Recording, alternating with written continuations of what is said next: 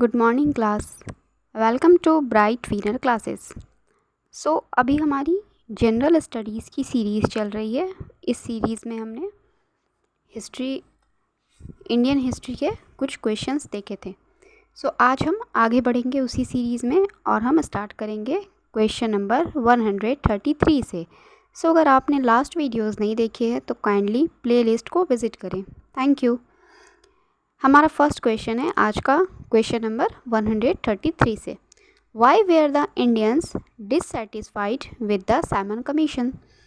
Indians लोग जो हैं वो साइमन कमीशन से असंतुष्ट क्यों थे? तो आंसर हो जाएगा option A, there was no Indian member in the commission. Simon commission में एक भी इंडियन नहीं थे, इस वजह से इंडियंस लोग साइमन कमीशन के अगेंस्ट थे। बिकॉज उनका कहना था अगर हमारे काम को देखना है तो एटलीस्ट अपने कमीशन में एक तो इंडियन मेंबर बिठाओ जिन्हें ये समझ में आए कि हमारी नेसेसिटीज़ क्या है, हमारी ज़रूरतें क्या हैं। आंसर हो जाएगा option number A. Next question है, who among the following was the leader of the extremist group in the Indian National Congress? इनमें से कौन जो है वो इंडियन नेशनल कांग्रेस के एक्सट्रीमिस्ट ग्रुप के लीडर थे? आपको 4 ऑप्शन दिया गया है। आंसर है ऑप्शन ए, बाल गंगाधर तिलक। नेक्स्ट क्वेश्चन है, in 1942 a new party was formed known as Congress Khilafat Swaraj party. Who among the following were the main leaders of this party? 1942 में एक न्यू पार्टी का फॉर्मेशन हुआ था जिसका नाम था कांग्रेस खिलाफत स्वराज पार्टी। इनमें से कौन लोग उनके लीडर थे, मेन लीडर? आंसर है ऑप्शन सी, विट्ठल भाई पटेल। ओके, विट्ठल भाई पटेल। अब है हमारा question number 136। The Simon commission was boycotted by Indian because? Indians ने साइमन कमीशन को बाइकॉट कर दिया था, साइमन कमीशन का विरोध किया था। ऐसा क्यों किया था उन्होंने? आंसर है option first, none of the members were Indian. हमने पिछले क्वेश्चन में भी डिस्कस किया है, साइमन कमीशन में एक भी इंडियन नहीं होने की वजह से इंडियंस ने साइमन कमीशन का बाइकॉट किया था, पूर्ण बहिष्कार किया था। अब है question number 137। Which of the following statements was not a feature of the parliament settlement act? आपको 4 स्टेटमेंट दिए गए हैं, इनमें से कोई एक स्टेटमेंट पार्लियामेंट सेटलमेंट एक्ट का फीचर नहीं है, यानी बाकी 3 फीचर्स हैं पार्लियामेंट सेटलमेंट एक्ट के। तो देखिए, पहला है option, zamindars were made the legal proprietors of land, ये ठीक है। सेकंड है, most landlord did not take interest in the improvement of land, ये भी सही है। थर्ड है, the state was assured of fixed income, ये भी ठीक है। आंसर है आपका fourth, 1/6 of the produce was given to the government. ये कह रहा है जैसे कोई भी फार्मर है, किसान है, वो अपने फील्ड में जो भी प्रोडक्ट उगाएंगे, जो भी उनका प्रोड्यूस होगा, उसका 1/6 जो है वो गवर्नमेंट को देना है। ये रॉन्ग स्टेटमेंट है। ऐसा कुछ भी परमानेंट सेटलमेंट एक्ट में ऐसा कोई भी फीचर नहीं था। और ए बी सी ये आप याद रख सकते हैं, परमानेंट सेटलमेंट एक्ट का ये फीचर था। आगे चलते हैं, question number 138। The Indian national army was formed by? Indian national army का गठन किसने किया था? आंसर है option B, Subhash Chandra Bose. Next है, Who among the following Governor General was associated with the partition of Bengal?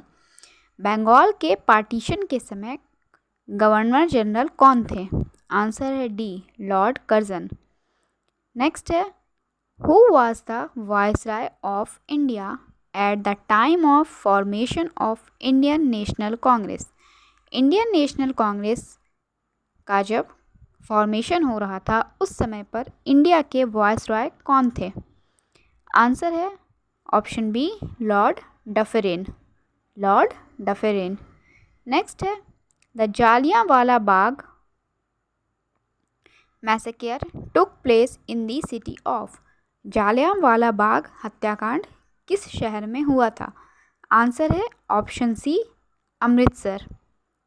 Next है the Inquilab Zindabad slogan was given by? इनकलाब जिंदाबाद का नारा किसने दिया था? आंसर है A, Iqbal. Okay, so next slide पर चलते हैं।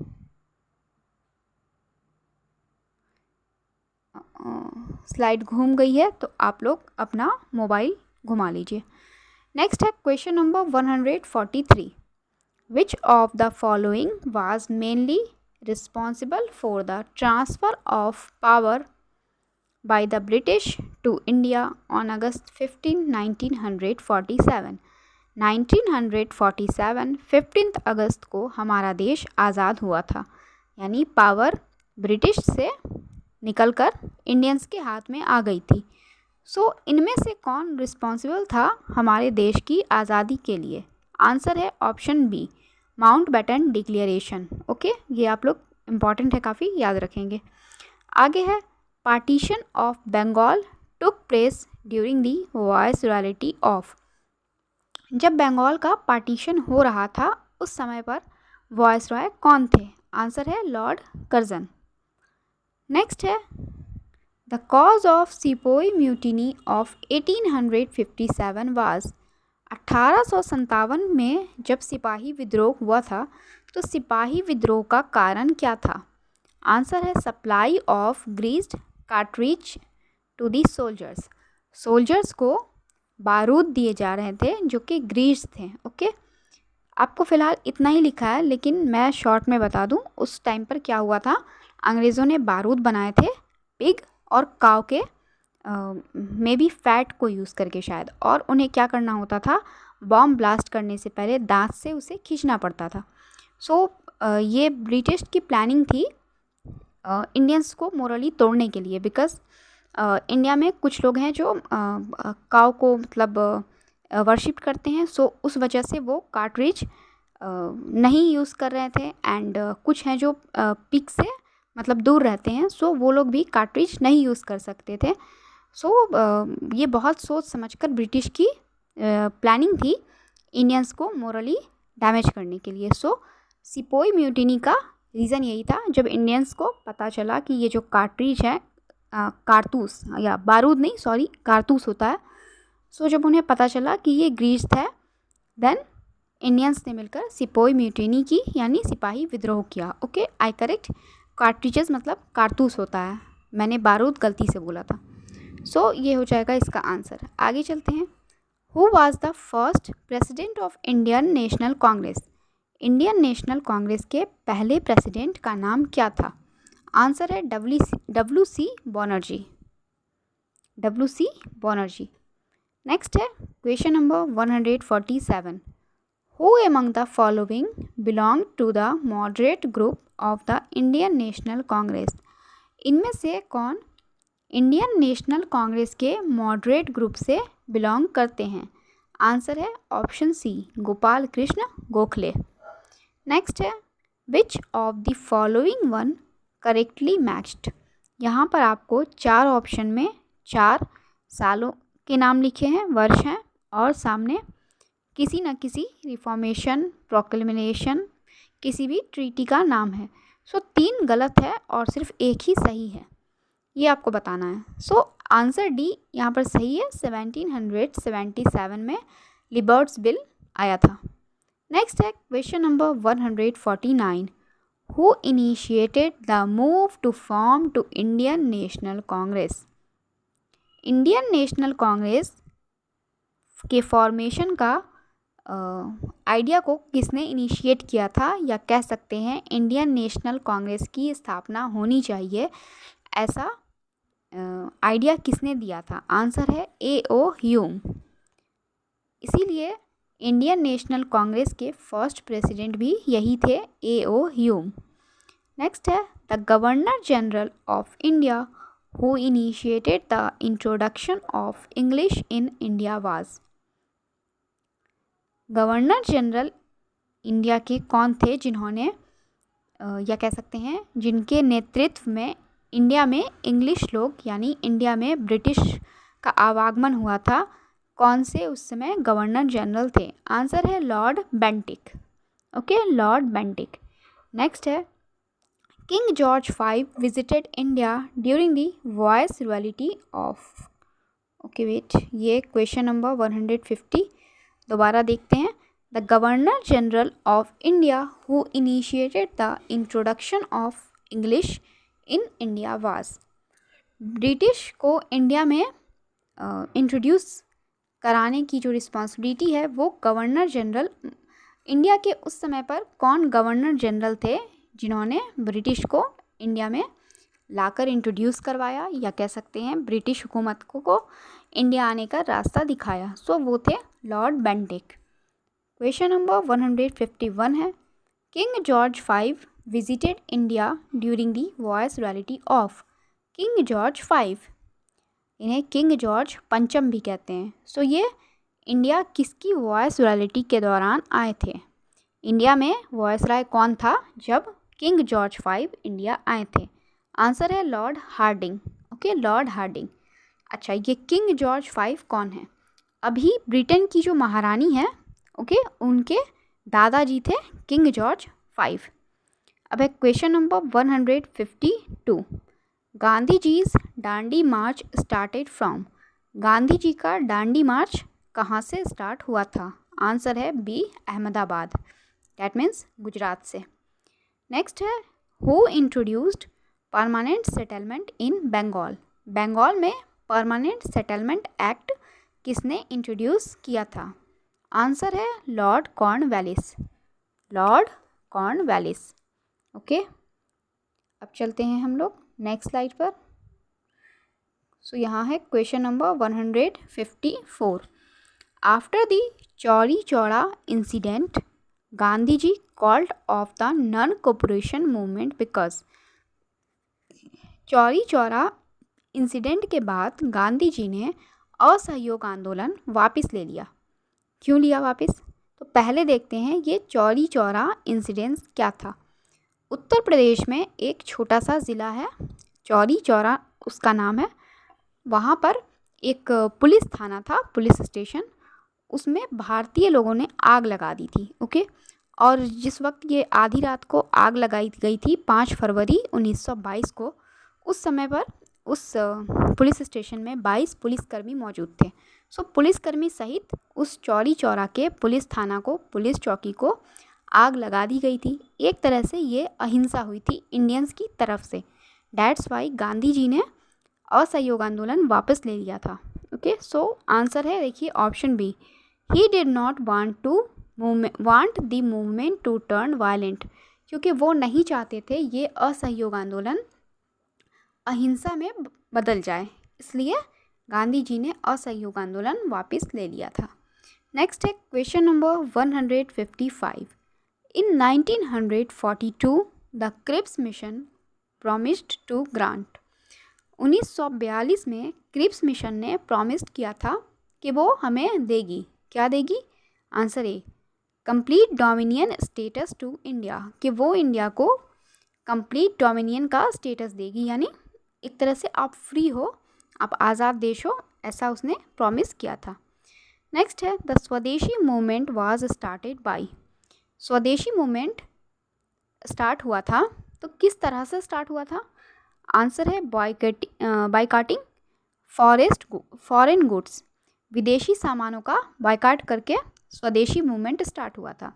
तो जब स्वदेशी मूवमेंट स्टार्ट हुआ था तो सबसे पहले लोगों ने क्या किया था, घर में जितने भी विदेशी सामान थे, उस वक्त देश गरीब था तो किसी के भी घर में विदेशी कोई सामान नहीं था सिवाय विदेशी क्लॉथ्स के, सिर्फ विदेशी कपड़े थे बहुत लोगों के पास। तो स्वदेशी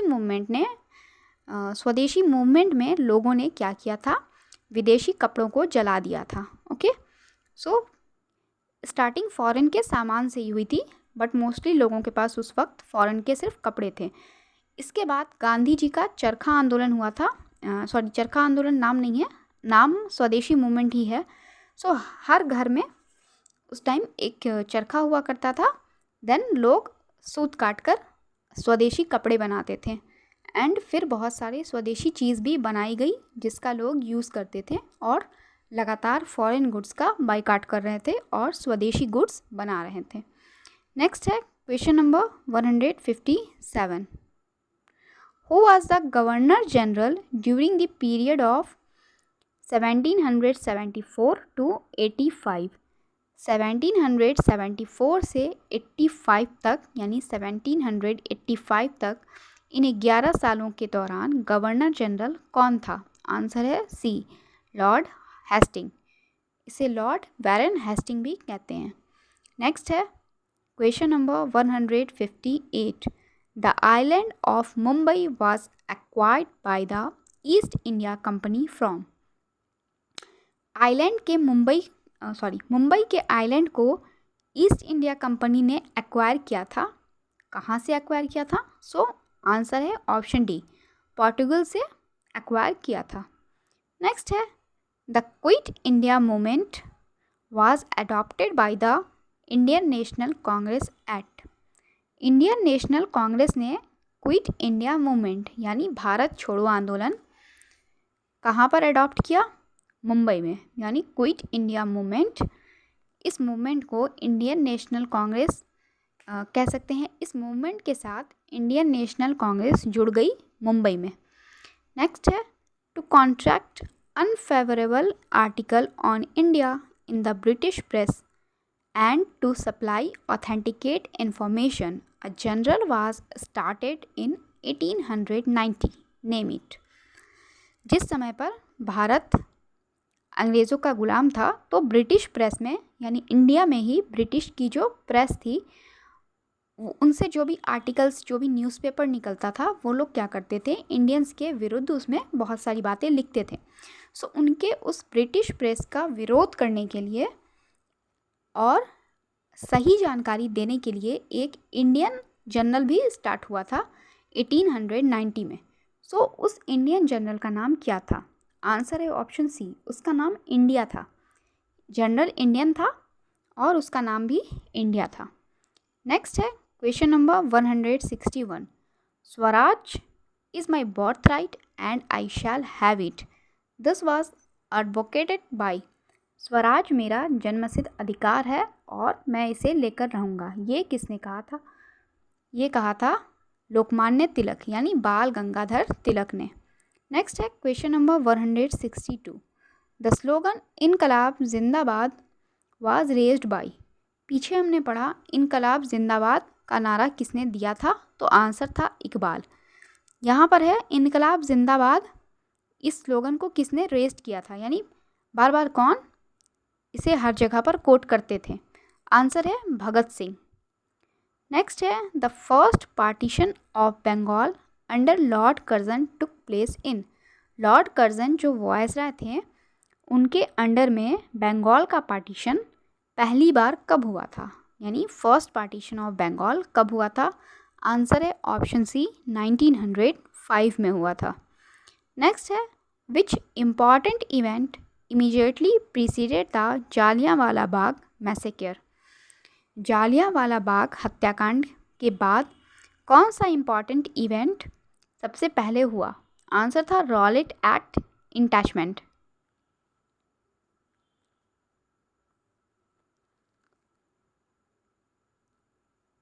no, okay, sorry, repeat again.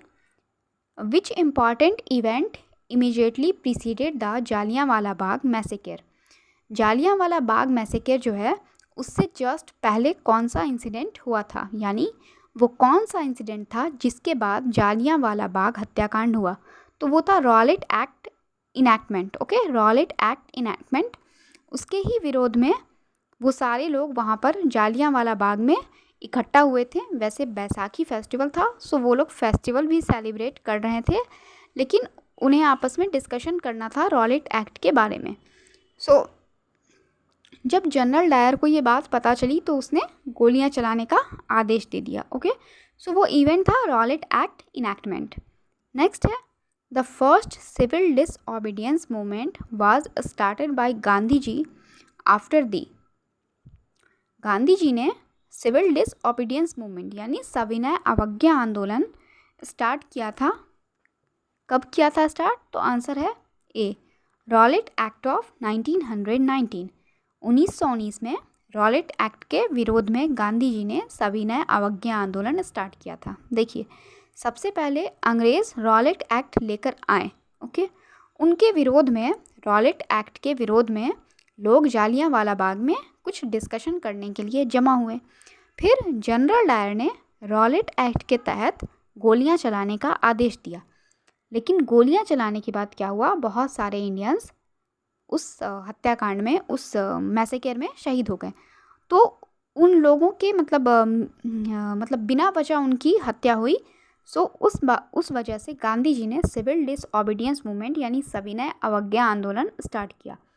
इसका मतलब था कि हमें अंग्रेज़ों का विरोध तो करना है, अवज्ञा यानी उनकी बात नहीं माननी है, आज्ञा नहीं माननी है, विरोध करना है, लेकिन सविनय मतलब विनम्रतापूर्वक, मतलब वही बात है, अहिंसा नहीं करनी है, हिंसा नहीं करनी है, अहिंसा के साथ चलना है, लेकिन अंग्रेज़ों की बात भी नहीं माननी है। तो अब चलते हैं नेक्स्ट स्लाइड पर। अब है question number 166। Who among the following was the first British Viceroy as well as Governor General of India? वो कौन थे जो इंडिया के गवर्नर जनरल भी थे और साथ ही साथ फर्स्ट ब्रिटिश वायसरॉय भी थे? आंसर है A, lord Canning, lord Canning. Next है, the partition of Bengal was undertaken with a view to. The partition of Bengal was undertaken with a view to. Bengal का जो पार्टीशन हुआ था वो किस चीज़ को देखकर हो रहा था? ऐसी कौन सी वजह थी जिसके लिए बंगाल का पार्टीशन अंग्रेज़ों ने करवाया था? सो आंसर है option D, dividing Hindus of west and east Bengal and increasing Hindu Muslim tension. East और वेस्ट बंगाल के हिंदूज़ को वो डिवाइड करना चाहते थे और हिंदू मुस्लिम के बीच टेंशन्स यानी वाद विवाद बढ़ाना चाहते थे, इसलिए उन्होंने बंगाल का पार्टीशन किया। बिकॉज हमें पता है अंग्रेज़ों की नीति क्या थी, फूट डालो और शासन करो। चलिए, अब है question number 168। Which of the following act gave representation to Indian for the first time in legislature? इनमें से कौन सा एक्ट है जो इंडियंस को रिप्रेजेंट करा रहा है पहली बार? कहाँ? तो लेजिस्लेचर में। आंसर है option C, government of India act 1935।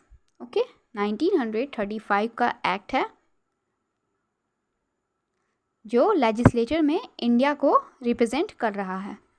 Next है, which of the following was the reason of calling off the non cooperation movement by Gandhi ji? इनमें से कौन सा रीज़न है जिसकी वजह से गांधी जी ने नॉन कॉपरेशन मूवमेंट को वापस लिया था? आंसर है B, the Chauri Chaura incident. मैंने अभी बताया, वहाँ पर यूपी में एक चौरी चौरा ज़िला है, वहाँ पर एक पुलिस थाना को 22 पुलिसकर्मियों सहित इंडियंस ने जला दिया था। तो इसी वजह से गांधी जी ने नॉन कॉपरेशन मूवमेंट वापस ले लिया। नेक्स्ट है, during which viceroy tenure did the Simon commission visit India? Simon commission जब भारत आया उस समय पर कौन सा वायसरॉय का समयकाल चल रहा था? आंसर है ऑप्शन सी, इरविन यानी लॉर्ड इरविन। नेक्स्ट है, the British faced the stiffest resistance in establishing their kingdom in India from the। British जब इंडिया आए थे और वह जब इंडिया में अपना किंगडम स्थापित करना चाहते थे तो उन्हें स्टीफेस्ट रेजिस्टेंस किस देश की तरफ से मिला? आंसर है French, option C, French. Next है question number 172। Lord Wellesley greatly extended the British dominion through the. Lord Wellesley जो थे उन्होंने बहुत ही अच्छे से कह सकते हैं, बहुत ही बड़े पैमाने पर ब्रिटिश डोमिनियन को एक्सटेंड किया यानी बढ़ाया, फैलाया। किसके थ्रू? सब्सिडरी अलाइंस के थ्रू, सब्सिडरी अलाइंस। ये कह सकते हैं जैसे कोई एक शहर है जहाँ पर दिखने के लिए तो शासन किसी और का है, लेकिन असल में शासन ब्रिटिश हुकूमत का है। तो ऐसे करके ब्रिटिशर्स ने क्या किया था, अपना एरिया एक्सटेंड वो करते गए थे। ओके, नेक्स्ट है Gandhi ji started the Dandi march. Gandhi ji ने डांडी मार्च स्टार्ट किया था, क्यों? आंसर है to break the salt law. Gandhi ji ने नमक कानून तोड़ने के लिए डांडी मार्च स्टार्ट किया था। पहले क्या था, अंग्रेज़ ही नमक बनाते थे और बहुत ही ज़्यादा दाम पर बेचते थे। अब प्रॉब्लम ये है कि नमक हर इंसान की बेसिक नीड्स है, बिना नमक के कोई भी खाना टेस्टी नहीं बनता है। सो नमक खरीदना पड़ता था हमें बहुत ज़्यादा पेमेंट करके, बहुत ज़्यादा पैसे देकर। तो इस वजह से गांधी जी ने सोचा कि हम लोग अगर अपना खुद से नमक बनाएंगे तो क्या होगा, बहुत सारे पैसे हमारे सेव होंगे, और सबसे बड़ी बात कि अंग्रेज़ों पर हमारी सबसे बड़ी निर्भरता ख़त्म हो जाएगी। सो इसलिए गांधी जी ने डांडी मार्च स्टार्ट किया। नेक्स्ट है the sepoy mutiny failed due to. सिपाही विद्रोह फेल हो गया, यानी सिपाही विद्रोह जब हुआ तो उस समय तो सब कुछ ठीक ठीक लग रहा था स्टार्टिंग में, लेकिन सिपाही विद्रोह ज़्यादा असरदार नहीं रहा। वो क्यों? आंसर है ऑप्शन डी, यानी ऑल ऑफ दी अबव। ये सारे रीजंस हैं, तो आइए देखते हैं। पहला रीज़न है लैक ऑफ इफ़ेक्टिव ऑर्गेनाइजेशन। जब सिपाही विद्रोह हो रहा था ना, तो कोई भी इफ़ेक्टिव ऑर्गेनाइजेशन नहीं था जिसके अंडर में ये लोग लड़ रहे थे। एक तरह से कह सकते हैं ये लोग अलग अलग होकर लड़ रहे थे। हर इंसान अपनी लड़ाई खुद लड़ रहा था, कोई भी संगठन इन लोगों का नहीं था, बस अकेले अकेले लड़ रहे थे। ये हुआ पहला रीज़न हारने का, क्योंकि हमें पता है यूनिटी इज़ स्ट्रेंथ, एकता में बल है। बट इस वक्त ये लोग क्या कर रहे थे, अलग अलग लड़ रहे थे, इस वजह से सिपोई म्यूटिनी फेल हुआ। ये हुआ पहला रीज़न। दूसरा रीज़न है lack of unity of purpose. जितने भी लोग लड़ रहे थे ना, उनके पर्पस भी यूनिटी नहीं थी। एक तो ये कि लोग आपस में यूनाइट नहीं थे, दूसरा ये कि उनका पर्पस भी यूनाइट नहीं था। डैट मीन्स सब लोग अपना अलग अलग रीज़न लेकर के लड़ाई कर रहे थे। थर्ड है lack of unified system of leadership. इनका कोई लीडरशिप भी नहीं था, यानी ये लोग बस अपने अपने लड़ रहे थे, ना इन्हें कोई गाइड करने वाला था, ना कोई लीड करने वाला था। सो ये तीन रीज़न थे सिपोई म्यूटिनी फेल्ड होने के। नेक्स्ट है who among the following was not a moderate.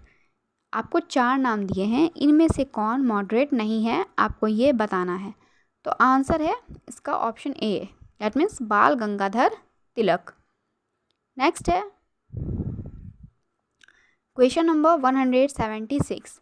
N effective machinery for meeting famine condition in India was evolved by. Famine कहते हैं अकाल को, ओके जिस साल बारिश नहीं होती है, फसल नहीं होती है, उसे फैमिन कहते हैं।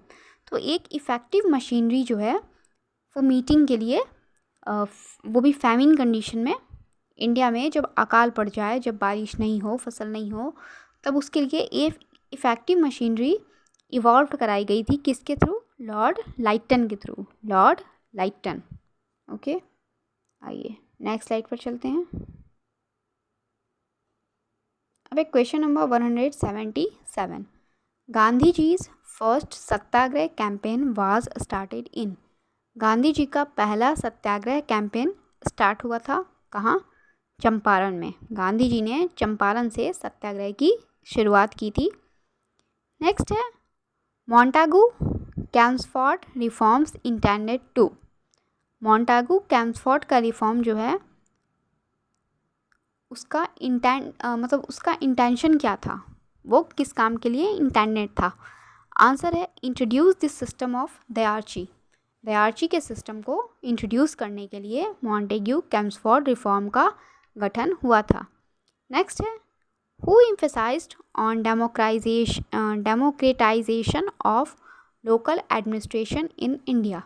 भारत में लोकल एडमिनिस्ट्रेशन का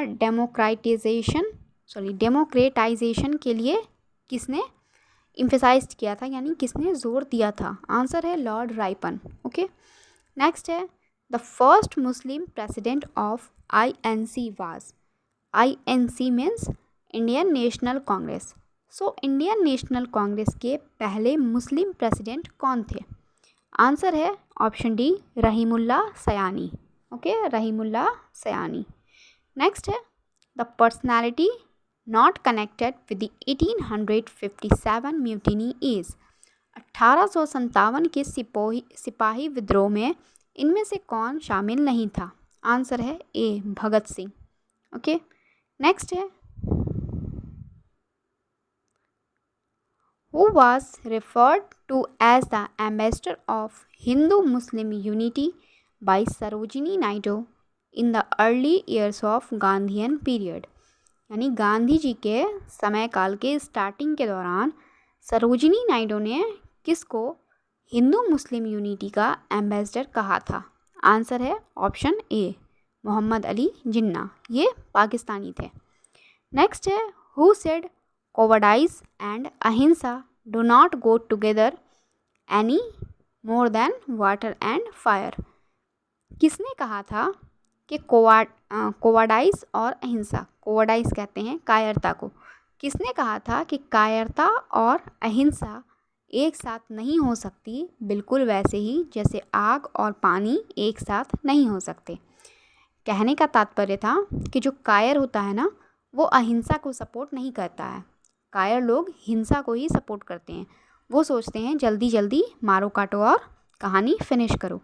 बट जो वीर होते हैं वो अहिंसा को सपोर्ट करते हैं, वो बिना वजह मार काट नहीं करना चाहते। सो किसने कहा था कि अहिंसा और कायरता एक साथ नहीं रह सकती? आंसर है ऑप्शन डी महात्मा गांधी ने ऐसा कहा था। नेक्स्ट है question number 184। Who has been referred to as the conscience keeper of Gandhi ji. Gandhi ji का कंसाइंस कीपर किसको कहा जाता है? आंसर है C Rajagopalachari. C Rajagopalachari. Next है who gave Vallabhbhai Patel the title of Sardar. Vallabhbhai Patel को सरदार का टाइटल किसने दिया था? आंसर है ऑप्शन बी एम के गांधी, डैट मीन्स मोहनदास करमचंद गांधी। गांधी जी ने वल्लभ भाई पटेल को सरदार का टाइटल दिया था। उसके बाद से हम उन्हें कहते हैं सरदार वल्लभ भाई पटेल। आगे है who was the heroine of 1942 quit India movement. 1942 के भारत छोड़ो आंदोलन की हीरोइन कौन थी, या कह सकते हैं भारत छोड़ो आंदोलन में किस महिला का सबसे अधिक योगदान था? आंसर है option D Sarojini Naidu. Next है what was the chief programme of the Swaraj Party. Swaraj Party का चीफ प्रोग्राम क्या था, यानी स्वराज पार्टी किस उद्देश्य के तहत बनी थी? आंसर है option A council entry. Okay, council में एंट्री चाहिए था उन्हें। नेक्स्ट है इन 1923 Swaraj party gained absolute majority इन। 1923 में स्वराज पार्टी को मेजॉरिटी मिली थी। कहाँ मिली थी? तो डी यानी ऑप्शन डी सीपी काउंसिल में स्वराज पार्टी को मेजॉरिटी मिली थी। मतलब मेजॉरिटी से वो लोग जीत रहे थे, उन्हें सीट मिली थी मेजॉरिटी में। नेक्स्ट है who was the chairman of drafting committee of the constitution. संविधान के ड्राफ्टिंग कमेटी का चेयरमैन कौन था? आंसर है option D B R Ambedkar, यानी बाबा साहेब भीमराव अम्बेडकर। नेक्स्ट स्लाइड पर चलते हैं।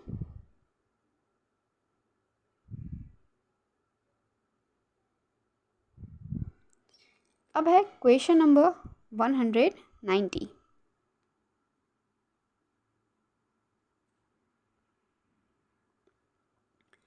M.A. Jinnah and a section of Muslim League was willing to give up separate electorate in favor of a joint electorate।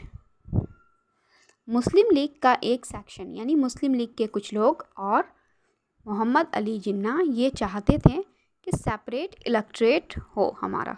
Okay, पहले joint electorate था, यानी उसमें हिंदू मुस्लिम सभी लोग थे, और यह कुछ लोग चाहते थे कि हमें अलग से इलेक्ट्रेट मिल जाए विथ सर्टेन कंडीशन।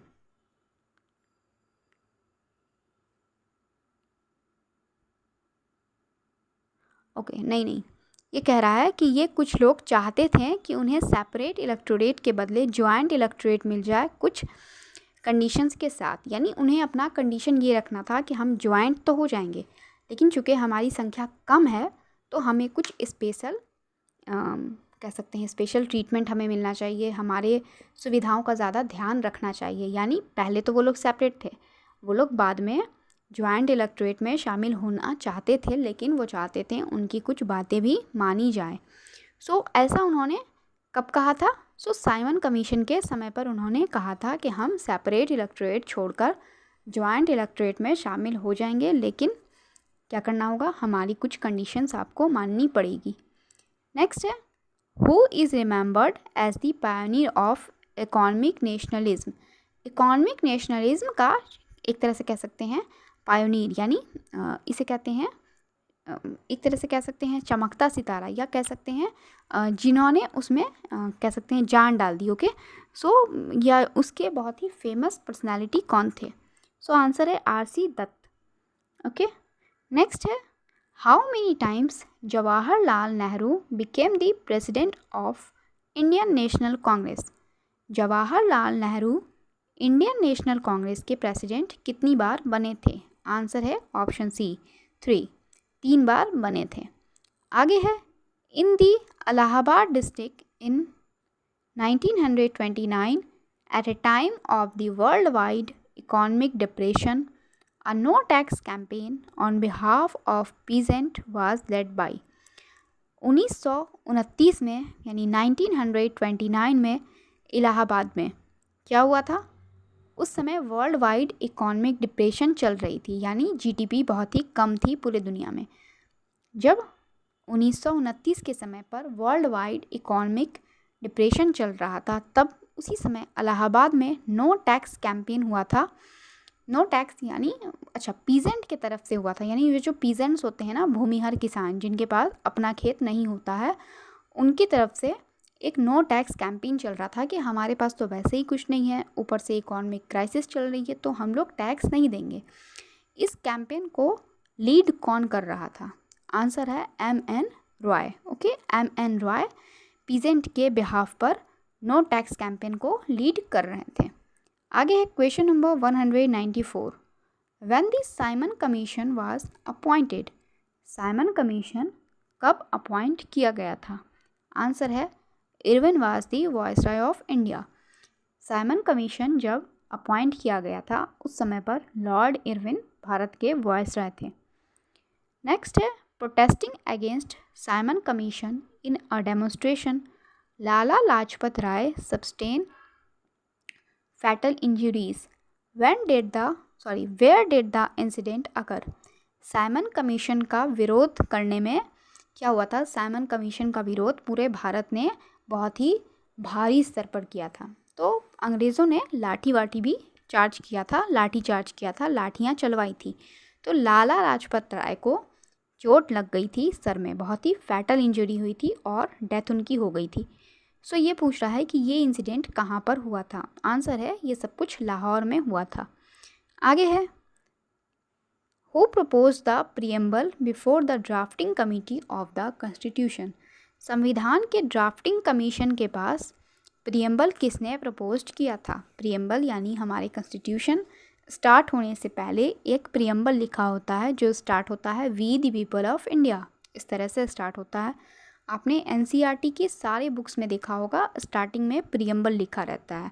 अगर इंग्लिश बुक है आपकी, यानी इंग्लिश वर्जन बुक है, तो लिखा रहेगा we the people of India ऐसे करके आगे रहता है, और अगर हिंदी में है तो लिखा रहेगा हम भारत के लोग, ऐसे स्टार्ट होता है। मुझे पूरा प्रियम्बल याद नहीं है, सो मैंने आपको बताया प्रियम्बल इस तरह से होता है। सो ये पूछ रहा है कि कॉन्स्टिट्यूशन में यानी संविधान जब बन रहा था, उस समय पर ड्राफ्टिंग कमेटी के सामने प्रियम्बल कौन लेकर आया था? किसने प्रियम्बल दिया है? सो आंसर है जवाहरलाल नेहरू, यानी जो प्रियम्बल हम लोग पढ़ते हैं ना, वो जवाहरलाल नेहरू के द्वारा दिया गया है। आगे है question number 197, what was the ultimate goal of Gandhi salt satyagraha. Gandhi के साल्ट यानी गांधी जी ने जो साल्ट सत्याग्रह किया था, नमक आंदोलन, उसका अल्टीमेट गोल क्या था? अल्टीमेट गोल था ऑप्शन डी यानी पूर्ण स्वराज फॉर इंडिया। वो भारत के लिए पूर्ण स्वराज चाहते थे। जैसा कि मैंने बताया, साल्ट अंग्रेज़ लोग बहुत महंगे दामों पर बेचते थे और साल्ट एक ऐसी चीज़ है जो भारत का अमीर भी खरीदेगा और गरीब भी खरीदेगा। यानी साल्ट के बेसिस पर उसने क्या किया था, पूरा मार्केट कैप्चर कर रखा था ब्रिटिशर्स ने। तो गांधी जी ने सोचा अगर साल्ट पर हमारी निर्भरता ख़त्म हो जाएगी तो हम लोग पूर्ण स्वराज की ओर एक कदम बढ़ा सकते हैं। सो साल्ट सत्याग्रह का मेन मोटो यही था कि पूर्ण स्वराज हमें चाहिए था। नेक्स्ट है the movement that came to an abrupt end due to Chauri Chaura incident was. Chauri Chaura incident के बाद कौन सा मूवमेंट एंड कर गया था? तो आंसर है नॉन कोऑपरेशन मूवमेंट, असहयोग आंदोलन। नेक्स्ट है the Moplah rebellion of 1921 broke out in. 1921 में मोपला रिबेलियन यानी विद्रोह ब्रोक आउट हुआ था, विद्रोह फूटा था। कहाँ? केरला में। मोपला रिबेलियन 1921 में हुआ था, केरला में। नेक्स्ट है who was the Congress president when India became free. जब भारत स्वतंत्र हुआ था उस समय पर कांग्रेस के प्रेसिडेंट कौन थे? कांग्रेस यानी इंडियन नेशनल कांग्रेस के प्रेसिडेंट कौन थे भारत के आज़ादी के समय पर? आंसर है JB. Kripalani. Okay, JB. Kripalani. अब हम चलते हैं नेक्स्ट स्लाइड पर।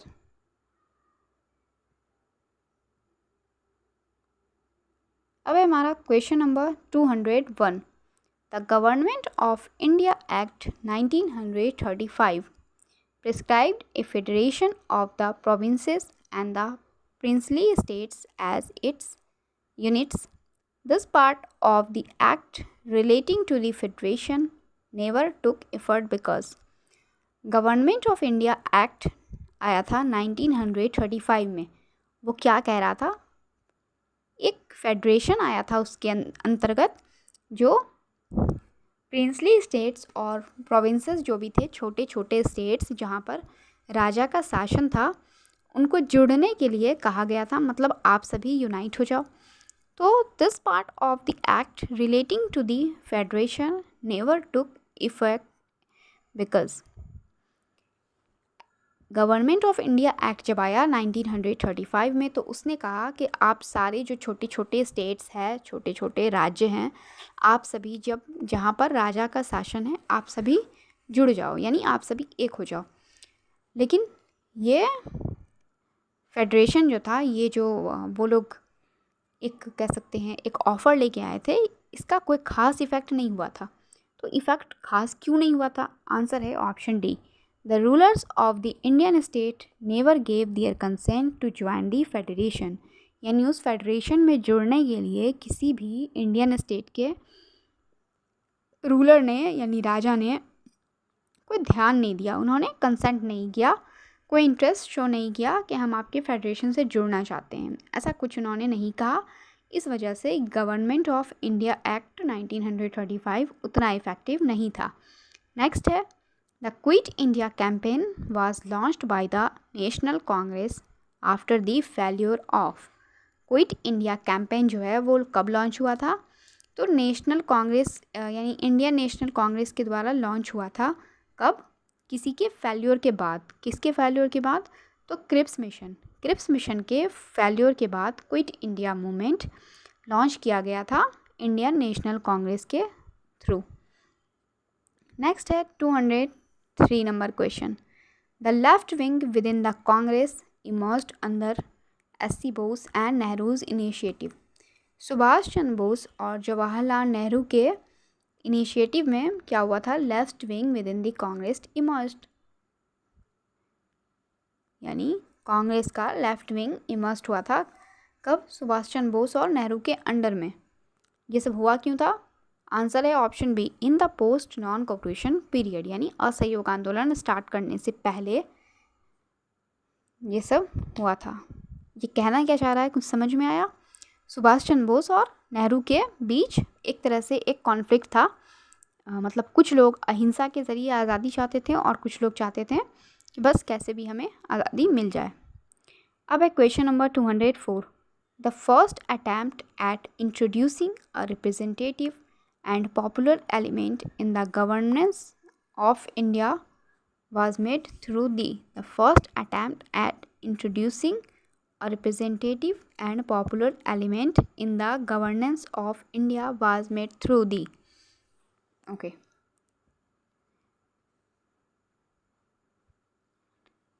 गवर्नमेंट ऑफ इंडिया ने क्या किया था, एक बहुत ही अच्छा रिप्रेजेंटेटिव और पॉपुलर एलिमेंट ये लोग इंट्रोड्यूस करना चाहते थे अपनी तरफ से। मतलब इंडिया चाहती थी कि हमारा भी एक कोई काउंसिल हो, कोई ऑर्गेनाइजेशन हो, हमारा कोई संगठन हो और इससे हम बहुत ही पॉपुलर लीडर, मतलब ऐसा कुछ करें जो अंग्रेज़ हमारी बात सुनने पर विवश हो जाएं। ये सब कुछ किसके अंतर्गत हुआ? इंडियन काउंसिल एक्ट 1909 के अंतर्गत। Indian Council Act 1909। नेक्स्ट है the formation of an interim government set up on September 2, 1946 was first envisaged bye.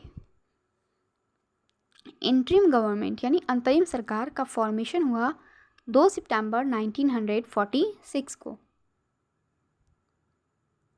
Was first envisaged bye, सो उसको सबसे पहले कहाँ पर ले जाया गया? कैबिनेट मिशन प्लान, यानी उसके अंतर्गत सबसे पहले कैबिनेट मिशन प्लान का डिस्कशन हुआ। नेक्स्ट है the main leader of the Swarajist party were. Swarajist party के मेन लीडर कौन थे? आंसर है option C, Motilal Nehru and CR Das. Question number 206 आप फिर से देखें। The main leaders of the Swarajist party were. Swarajist party के मेन लीडर कौन थे? तो Motilal Nehru and CR Das. Next है some of the native state refuse to join the Indian union until the last minute. Point out the odd one out. Okay. Indian union, ये government of India act के बाद Indian union में जुड़ने के लिए जब सभी प्रिंसली स्टेट से कहा गया था तो कुछ स्टेट्स थे, यानी कुछ स्टेट्स के राजाओं ने लास्ट मिनट पर उसमें ज्वाइन करने से, जुड़ने से मना कर दिया था।